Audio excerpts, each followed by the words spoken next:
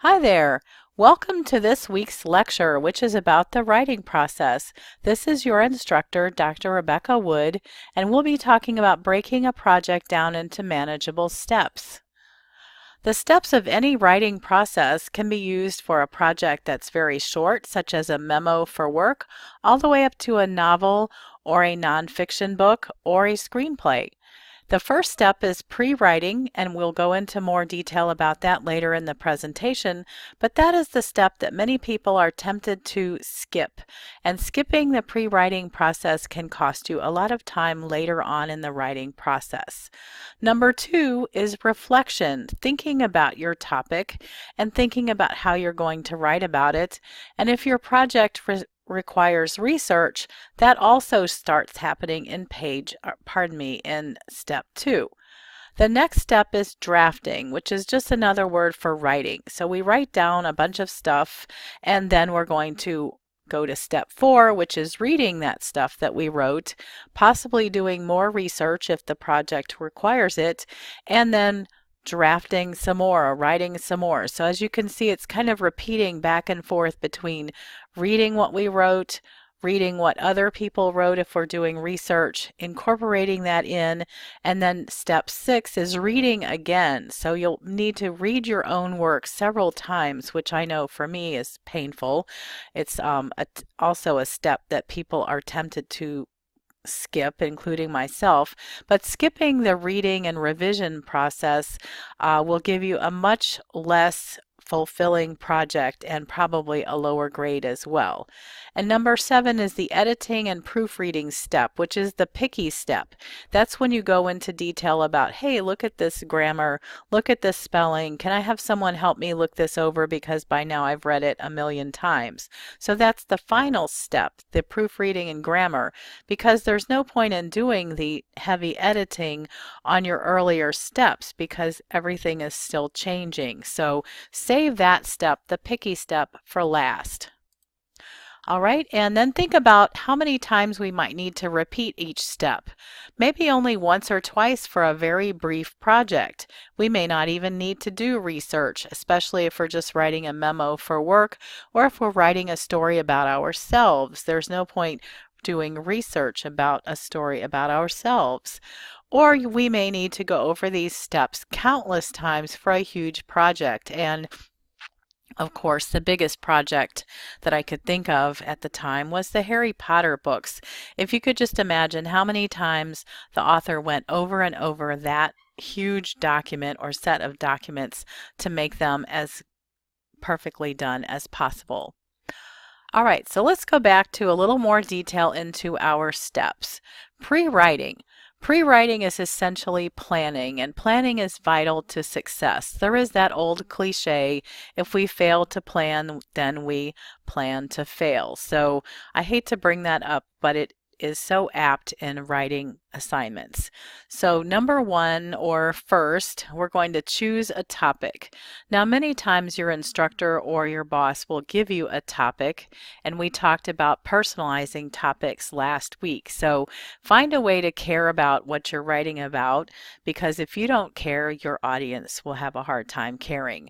And then brainstorming. That's just writing down every single idea you have about your topic.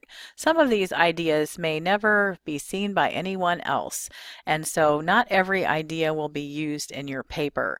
I know it's kind of painful to think of leftover ideas, but some of those ideas just will not fit.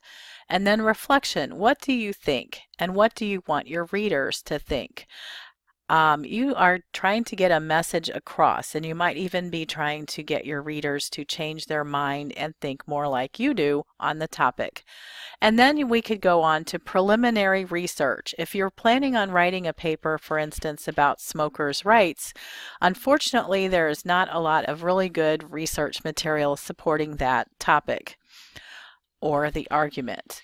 And then organizing the ideas you have, organizing your notes, getting things together. Maybe you have note cards or little pieces of paper or a file on your computer or a mixture of those things. And then putting those ideas together, putting them in an outline, what fits, what doesn't, which ideas are we going to use. And we'll talk about outlines later on in the term. And we can also talk about them now. Please let me know on the discussion board if you would like to see some more discussion of outlines. And then mapping your route from the introduction to the conclusion. What is your main idea or thesis? Some people call it a thesis statement. That should be in your introduction. And then your conclusion or your destination is where you're headed, and the destination or conclusion usually also includes the thesis statement in different words summing up the entire paper or story. And this is just an illustration of everywhere we could go. There's so many highways, so many places we can go with a paper, but pre-writing can help us decide where is our point A, where is our point B, where are we actually going, and how do we get there. So we can't go everywhere in one paper, especially if it's very short. And then reflection and research if necessary. So these first couple papers we're writing for class do not have any research required, but we're going to ease into research a little bit by the end of the class. So as we are thinking about our papers and our writing process, we want to think about our topic and keep that in mind at all times. We might find some other interesting stuff we'd like to talk about, but we can't put it in the paper if it's not really related to our topic. So if you're writing a personal essay, as I said, we don't do research. However, if we are writing a project that involves research, we want to identify what we already know and what we need to know. Sometimes we don't know what we need to know until we get into the research process a little bit more. And then if we already know a lot about the topic, for instance, I've worked at a hospital, for example, for 5 years, I want to say that early on in my paper so that your instructor doesn't read your paper and wonder, why does this person know all these medical terms, but there's no documentation of what they mean? If that person has internalized those words and ideas, then they will not be able to document them. So keep that in mind if you're writing about a topic you're very familiar with. Also, our handbook and the Purdue OWL are terrific resources for accurate APA documentation, and we will be using APA documentation in this class, and we will discuss it in greater detail later in the term. Now, the next thing that we're going to talk about is drafting your first or zero draft. Your first draft does not have to be good. It doesn't even have to make sense. You're just writing it for yourself with your ideas. Now, if your first draft is wonderful, that's great, but that's not the actual goal. What we want is a first draft to get some writing onto the page, either electronically or on paper, so it can be messy. Nobody else ever has to see it. I always do a save as function, or it seems like the new Word 365 wants to say save a copy, which is a little different for me. And so when I save my papers, I always give them a new name. So if I'm writing paper 1 and it's, let's say, April 1, 2018, I would say paper 1, 2018. Paper 1, April 1, 2018, and then the next time I edit it will be maybe April 2nd, and I'll put the new date on it so I can tell which draft was written when, and then I can go back and say, oh, I wrote something really good last week and I don't remember exactly what it is. I can go back to that draft and see what I wrote before and could put it back into my new draft if I deleted it somewhere in the process. And of course I couldn't resist putting a cat picture here, but I like to email myself drafts or print them or back up my copies of my important work so that it is not hacked or a bad computer doesn't eat my work, because I don't want to rewrite my work at the last minute and blow all this writing process away. All right, and so now we're going to read the draft, the zero draft, and then we may need to even start reading our drafts out loud because we may lose track of what's actually there as opposed to what we thought we put in the paper. Imagine yourself in the audience. Do you know what your point is? If you don't know what the point is of your paper, then your audience will not either. Does everything make sense? Do you need more information? Do you need to go do some more research if this is a research project? And is everything that you used from your research documented, including dates and statistics? If you had to look it up, then you should document it. Drafting some more and drafting again.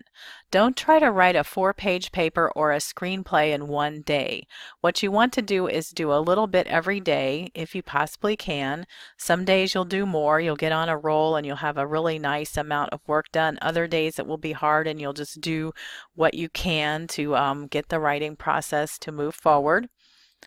And then reading and revision. I'm not going to read everything to you on this slide. As you can see, it's fairly involved. And so I've got the file out there as well under the lectures heading in our Blackboard. So reading our own work, we want to make sure that the introduction fits the actual paper. Don't preview something in the introduction if it's not actually in the paper. Take the preview out if that happened. Don't spend so much time on the original introduction for your paper because you will probably have to rewrite it later anyway. Look out for material that is not in the correct place. We don't want to define the topic in the middle of the paper. We don't want to start the paper twice. And then look out for smooth transitions. Again, if we've done documentation, is everything borrowed from our sources documented accurately? And remember that the Purdue OWL is our dear friend. And then again, this is our last step. It's editing and proofreading, and grammar and spelling are very nice, and instructors do like to mark those things because they're noticeable to us. However, the earlier steps are really more important. Organized ideas, getting your point across, making the paper interesting, humor, if it's appropriate, can make your paper much more fun for everyone to read. But when we're in the editing and proofreading stage, this is where we're being kind of picky. This is where we're looking for missing words, typos, and grammatical problems. And as I said, at least once, save this step for last. And this is a good time to enlist help from your trusted peers, family, friends, or coworkers, but it is still your paper. Please don't let whoever is proofreading your paper or reading it for you tell you that you have to change it completely, especially at this stage. It's your paper and you can decide which advice to take. Of course, we like to believe that your advice from your instructor will be number one on your list, but there's also university writing services that I do recommend, and here is a picture and a web address for how you can reach University Writing Services. And SLU SPS students do have priority for the writing services. Thank you very much, and I hope you have a wonderful week.